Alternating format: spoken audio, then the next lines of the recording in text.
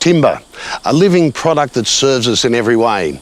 When alive, it converts carbon monoxide into oxygen and then becomes a key structural material for buildings, boats, utilities and a host of other wonderful uses. And perhaps the most stunning application is when it's laid as a timber floor like this. It feels and looks great, has a natural richness and beauty, adding value to any property.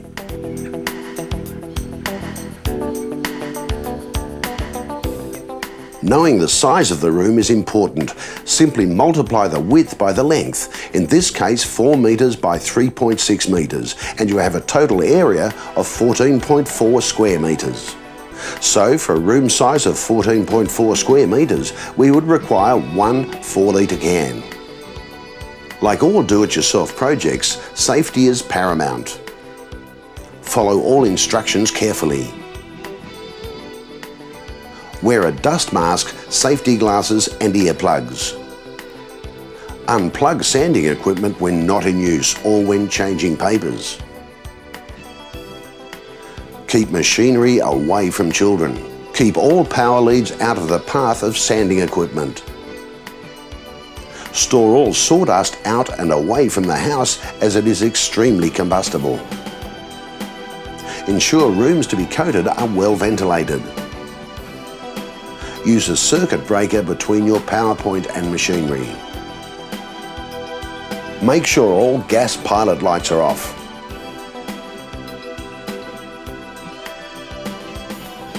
You will need the following equipment if you want your floors to look just like a professional job. A drum or belt sanding machine. An edging sander.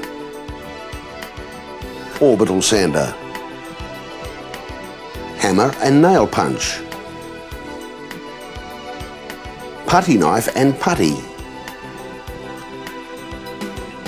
Wonder bar or pinchers to remove tacks and staples. A scraper to do the corners of the rooms. Sandpaper for drum or belt sander and edger.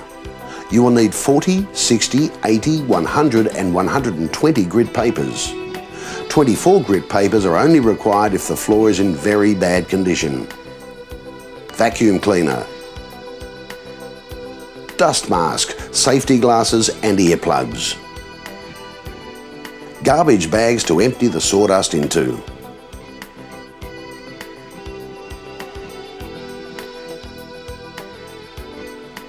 Remove all existing floor coverings.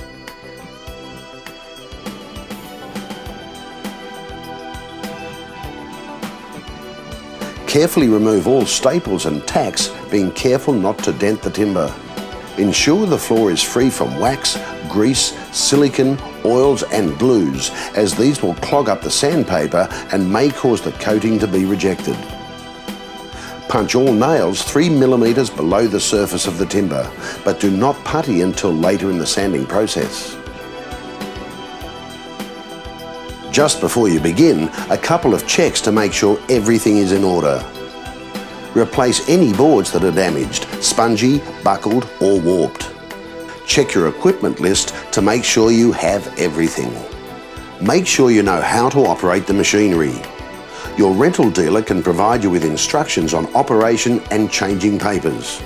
And you may wish to hang heavy sheets or plastic in the doorway to stop dust entering other rooms. Before we start, here's some helpful hints and tips. Begin sanding in a low visibility area, like where a sofa or wall unit would sit. It is not necessary to remove skirting boards.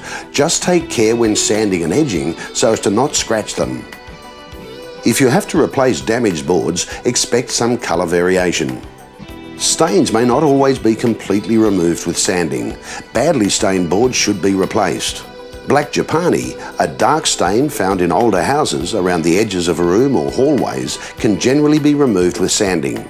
However, there will be a slight two-tone effect on the finished boards. Do not leave out any of the sanding stages and sanding papers, as each one serves an individual and progressive purpose. The final appearance of your floor is greatly influenced by the evenness and smoothness once the sanding is done, so take care during the sanding process.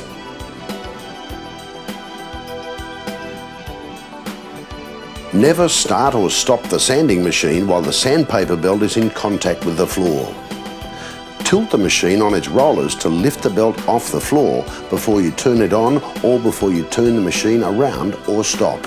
Once the sanding machine is started, slowly move the sander forward, gradually lowering it so the sanding belt makes contact with the timber. To stop or turn the machine around, gradually tilt the sander up to lift the sanding belt off the floor. A couple of words of caution. Starting or stopping the sander while the sanding belt is in contact with the floor may create dip or gouge marks on the timber. And change sandpaper regularly. Clogged or worn out papers may lead to burn marks on the timber.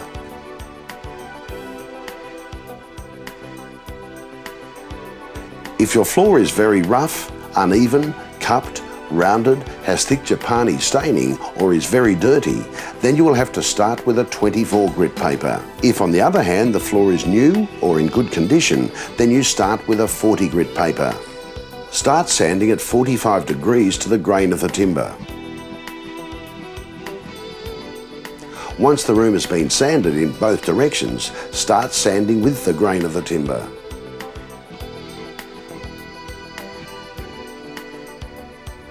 Always sand the floor in longest possible lengths.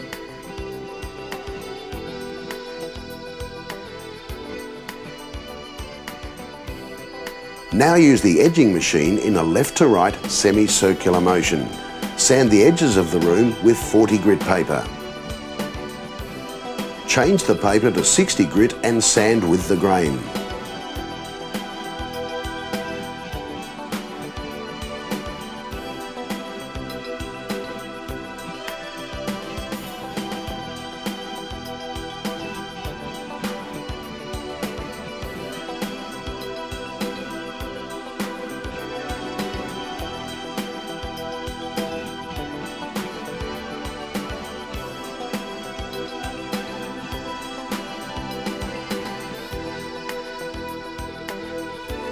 Also using the edging machine with 60 grit paper, sand the edges of the room.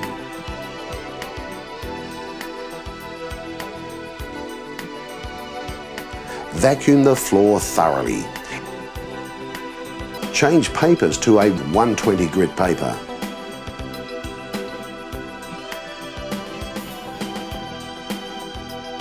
Finish off the sanding using orbital sander with 120 to 150 grit paper. This is the crucial stage, so ensure all sanding marks are removed and that the edging work blends in with the rest of the room. Vacuum the floor thoroughly. It is important to make the floor and room as dust-free as possible to minimise the dust that can settle on the wet coating. Also wipe and vacuum skirting, walls, windowsills and anywhere where dust can settle. The equipment you will need to coat your timber floor is an orbital sander, 120 to 200 grit fine sandpaper, a short nap mohair roller, a good quality paintbrush, vacuum cleaner, and of course safety equipment, gloves, mask and safety glasses.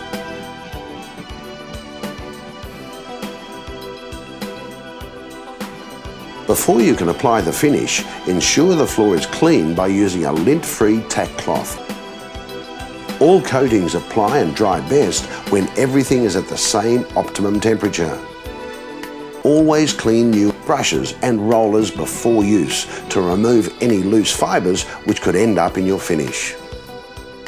When applying the finish, try not to work the finish too much or go over the same area too many times, as this may create air bubbles. Good ventilation, temperature and humidity are important for proper curing of the finish. To check if the finish is dry enough for another coat, lightly sand an inconspicuous area, and if it powders up and doesn't clog the sandpaper, then the surface is ready for another coat.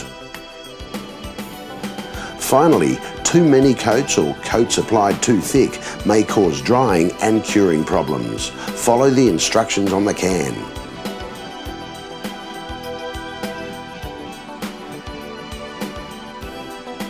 Before we can start, we must ensure the floor is completely dust-free.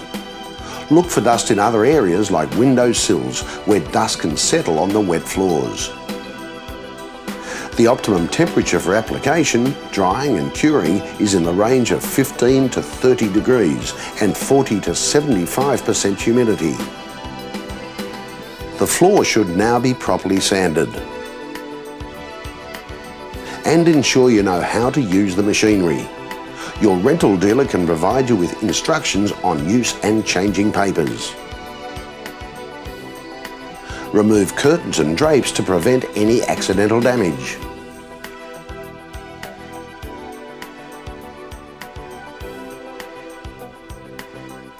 Use a paintbrush to apply finish to the edges and hard-to-reach areas. Apply the first coat of the finish. Be sure to follow instructions on the can label. Apply the finish in the direction of the timber grain, working on 4 to 5 boards at a time, keeping a wet edge to help minimise lap lines.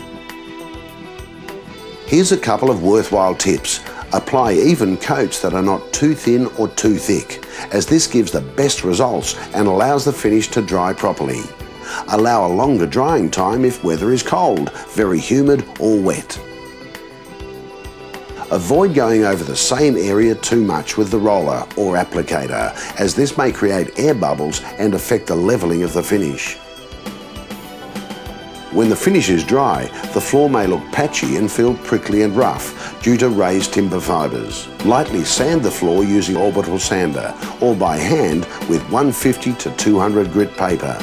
Make sure the sanding is even throughout. Don't allow the sandpaper to clog up with sanding dust when sanding back the floor, as this may cause swirl marks in the finish. Check the paper regularly for build-up and change paper often. Vacuum the floor thoroughly. Wipe the floor over to remove any remaining dust. Apply the second coat of finish in the same manner as the first. When dry, vacuum to remove fine dust particles between coats. Lightly sand only with 180 to 200 grit paper if recoating is greater than 48 hours or if the surface is still very rough. Apply the third coat of finish in the same manner as the first and second coat. If you require a satin finish, substitute the third coat of gloss finish with satin finish, taking care to apply satin finish evenly.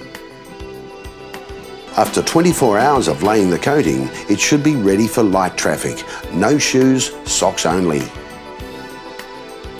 Wait about a week until coating is dried and cured before you walk on it in street shoes and before you use any cleaning products.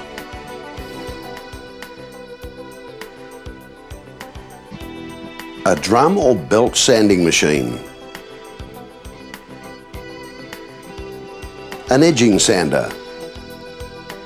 Orbital sander. Hammer and nail punch. A scraper.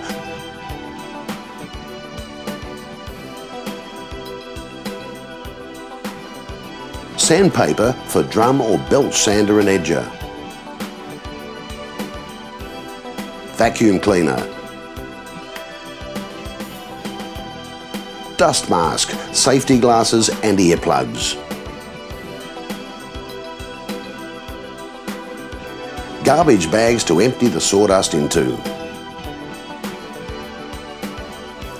A short nap mohair roller. A good quality paintbrush.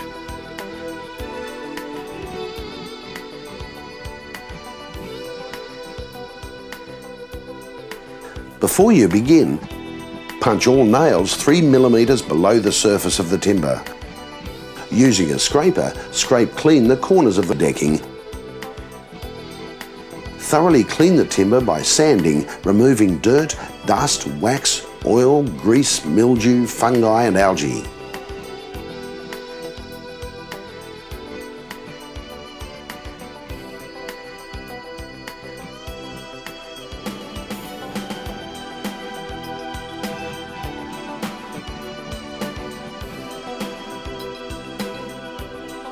If you have to wash down with a hose, allow 2 to 3 days to dry. Check to see that you have all the equipment you require. If you are sanding the decking, make sure you know how to operate the machinery. Your rental dealer can provide you with instructions on operating and how to change papers.